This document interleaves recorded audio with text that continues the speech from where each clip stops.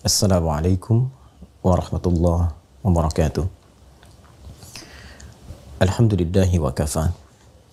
Wassalatu wassalamu ala rasulillahil mustafa wa ala alihi wa sahbihi wa man wafa wa ba'd. Saudara-saudariku, ada pertanyaan dari sementara jamaah tentang bagaimana memaknai Al-Quran surah ke-24 An-Nur ayat ke-26, khususnya bila dikaitkan dengan persoalan jodoh. Baik bertemu dengan yang baik, yang tidak baik bertemu dengan yang tidak baik lagi. Bagaimana bila dalam satu kondisi yang baik ternyata bertemu dengan yang tidak baik? Apakah relevan dengan pemaknaan ayat yang dimaksudkan? Pertama, kita mencoba untuk membaca terlebih dahulu ayat yang dimaksudkan, kemudian menerapkan kaidah tafsir dalam memaknai satu ayat Al-Quran, yaitu bagaimana korelasinya dengan ayat-ayat sebelumnya serta ayat-ayat setelahnya. Allah Subhanahu wa Ta'ala berfirman dalam Al-Quran surah ke-24 An-Nur ayat ke-26, A'udzu billahi minasyaitonir rajim. Al-khabithatu lil-khabithin wal khabithuna lil-khabithat wat-tayyibat lit-tayyibin wat-tayyibuna lit-tayyibat ulaika mubarra'una mimma yaqulun lahum maghfiratun wa rizqun karim. Ayat ini bila kita perhatikan secara seksama, termasuk dalam rangkaian ayat-ayat yang membebaskan Sayyidah Aisyah radhiyallahu taala anha dari tuduhan sementara kalangan orang-orang yang bermaksud jelek kepada beliau dan kepada keluarga Nabi pada umumnya, dengan menuduh bahwa Sayyidah Aisyah telah melakukan tindakan yang tidak pantas bersama satu dari sahabat yang mengawal Rasulullah SAW dan membantu beliau pada saat itu mencari satu perhiasan yang sempat terjatuh. Ketika tuduhan ini banyak digosipkan sehingga menjadi hoax yang menyebar di kalangan kaum muslimin pada masa itu, maka Allah Subhanahu wa Ta'ala menurunkan rangkaian pembuka di surah ke-24 surah An-Nur untuk membebaskan Sayyidah Aisyah dari tuduhan-tuduhan dan hoax yang ditujukan kepada beliau. Bahkan di ayat yang ke-11 itu sangat tegas sekali Allah memberikan ancaman bahwa orang-orang yang memproduksi hoax itu akan mendapatkan balasan yang setimpal sesuai dengan kadar hoax yang dibuatnya. Bahkan orang-orang yang menginisiasi, aktor intelektualnya, diancam oleh Al-Quran untuk mendapatkan siksaan yang lebih besar di antara orang-orang yang terlibat dalam perbuatan makar dan hoax yang dimaksudkan. Di ayat ke-26, Allah memberikan sindiran tentang bagaimana perilaku manusia yang sesungguhnya akan bersumber dari keadaan hati dan kepribadiannya. Hati yang baik akan melahirkan tindakan-tindakan yang baik. Baik ke mata melahirkan pandangan yang baik. Bila mengalir ke lisan, mengeluarkan kata-kata yang baik. Demikian bila kondisi hati itu tidak baik, maka akan melahirkan perilaku dan tindakan yang tidak mulia. Kata-kata yang kotor, yang buruk, itu dikenal juga dengan sebutan khabith. Khabith ini seringkali ditelusuri bersumber dari keburukan hati yang mengikuti was-was syaitan. Dalam diri kita itu di kedalaman hati ada jiwa takwa, ada juga fujur. Wa nafsin wa ma sawwaha fa alhamaha fujuraha wa taqwaha. Demikian Quran surah ke-91, surah Asy-Syams ayat ke-7 sampai 8 itu. Dan demi jiwa yang sempurna penciptaannya, maka diilhamkan di dalamnya ada jiwa takwa dan fujur. Takwa adalah sumber kebaikan. Fujur mulanya adalah katalis bagi takwa agar yang baik-baik itu cepat keluar. Namun setan melakukan provokasi kepada jiwa fujur supaya dia berdiri sendiri, dan alih-alih menjadi katalis kepada jiwa takwa untuk tampil baik, maka dia diprovokasi oleh setan seperti disampaikan di Quran surah keempat An-Nisa ayat 118. La'anahullah la'attakhidanna min ibadika nasiban mafruḍa. Setan dilaknat oleh Allah dan dia mengajukan permohonan kepada Allah untuk menjadikan satu bagian dari jiwa manusia demi melancarkan was-was dan bisikan-bisikan kotornya. Itulah jiwa fujur yang dia manfaatkan. Ketika dimanfaatkan oleh setan, diprovokasi, dan bila berdiri sendiri, maka ini yang akan memerintahkan kepada segala hal yang melahirkan keburukan, disebut dengan as-su itu. Quran surah ke-12 Yusuf ayat ke-53. Wa ma ubardi'u nafsi innan nafsa la'ammaratum bisu illa ma rahima rabbi. Di antara hal buruk yang setan bisikan adalah hal-hal yang melahirkan pertentangan, hal-hal yang melahirkan perselisihan, hal-hal yang menjadikan indah itu kemudian tertutupi, hal-hal yang menjadikan baik itu sirna. Segala hal yang kotor, yang tidak baik, yang buruk di dalam bahasa Arab seringkali disebut dengan khabith. Jamaknya khabithat. Karena itu tempat berkumpulnya setan di toilet misalnya itu disebut dengan khubuth dan khaba'ith.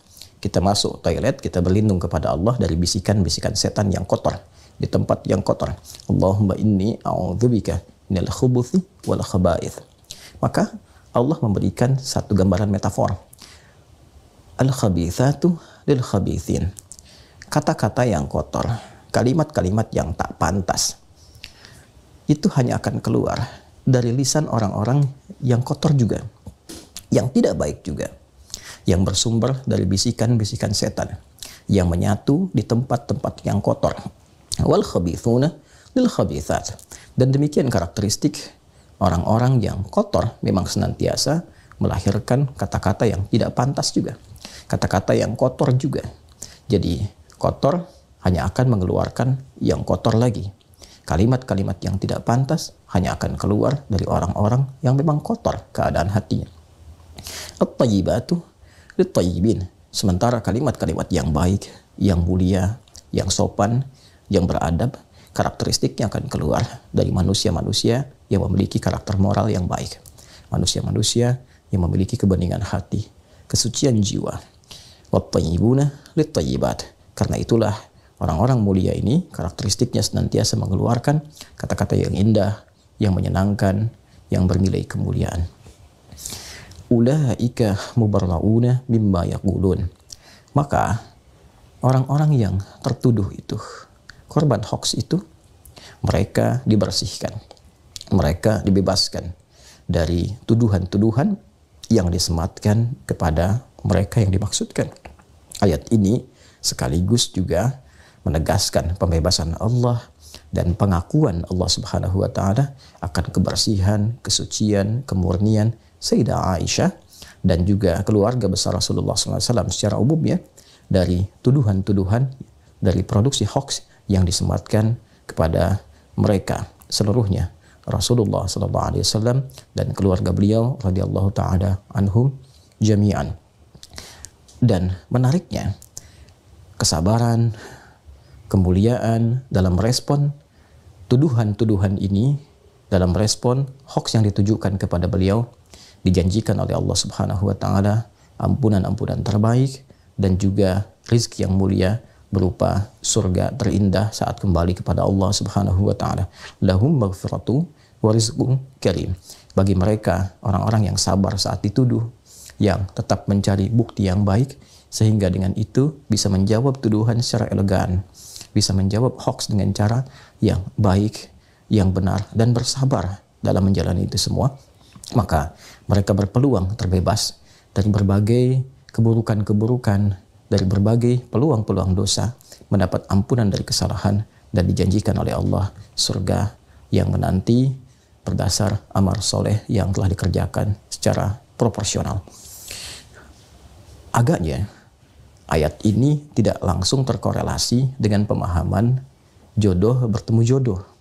baik bertemu baik atau jelek bertemu jelek, tapi lebih menekankan tentang pembebasan Sayyidah Aisyah dan keluarga dari tuduhan-tuduhan hoax yang disematkan kepada beliau dan keluarga besar. Untuk itu, memang ada sebagian yang memaknai dari kalangan ahli tafsir yang menarik ayat ini ke dalam keumuman makna tentang keberpasangan dalam berumah tangga. Baik bertemu dengan baik, jodoh yang jelek pun, perilaku yang tidak baik akan berjumpa dengan yang tidak baik lagi. Sekilas, memang terlihat ada kebenaran dari segi penafsiran yang dimaksudkan. Orang-orang yang berkumpul di tempat-tempat yang baik cenderung mencari jodoh yang baik pula. Orang-orang yang berkumpul di tempat yang kurang baik boleh jadi juga cenderung memilih pasangan yang sekufu, sekeadaan, setempat dia bergaul. Karena itu dalam Islam, latar belakang keadaan bergaul juga menjadi penentu bagaimana seseorang bisa memadu kasih dalam kehidupan berumah tangga. Namun ini menjadi problem ketika ada orang-orang yang menduga pasangannya baik, ternyata setelah menikah tidak seperti yang digambarkan, tidak seideal yang diharapkan. Dirinya sudah baik, namun pasangan belum terlihat baik seutuhnya. Bila kemudian dikaitkan dengan ayat yang dimaksudkan, di sini kemudian problem penafsiran itu menjadi penting untuk diurai, menjadi penting untuk diberikan solusinya. Karena itu para ulama lebih menarik ayat ini sesuai dengan konteks yang dimaksudkan tadi, yaitu membebaskan Sayyidah Aisyah dan keluarga dari tuduhan, dibandingkan dengan membawa ke aspek rumah tanggaan. Ada ayat-ayat yang lain yang menjawab persoalan-persoalan dimaksud. Ayat-ayat bahkan memberikan contoh dan inspirasi kepada kita. Boleh jadi orang-orang yang mengharapkan pasangan ideal setelah menikah mendapati pasangannya jauh dari harapan. Maka cara memaknainya berdasarkan ayat-ayat lain di luar ayat 26 surah An-Nur ini, seperti ayat yang menunjukkan kesabaran Sayyidah Asiyah saat berumah tangga dengan Fir'aun, ataupun bahkan di level Nabi Nuh alaihissalam, Nabi Lut alaihissalam, bagaimana menghadapi kondisi istri-istri mereka yang bahkan jauh dari harapan. Maka Islam mengajarkan bersabar, berprasangka baik kepada Allah Subhanahu wa taala. Boleh jadi yang kurang baik itu dititipkan kepada Anda supaya Anda bisa membimbingnya menjadi lebih baik, mendakwahinya. Dan boleh jadi disitulah ruang kesabaran yang mendekatkan diri keluarga kepada Allah Subhanahu wa taala.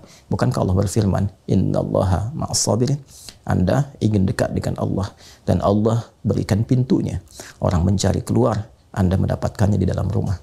Bukankah sabar mengantarkan kepada surga lebih cepat dari amalan-amalan yang lainnya, sehingga malaikat mengucapkan selamat kepada penduduk surga dengan kalimat sabar, "Salamun alaikum bima sabartum." Selamat atas kesabaran yang telah Anda pupuk selama berkehidupan.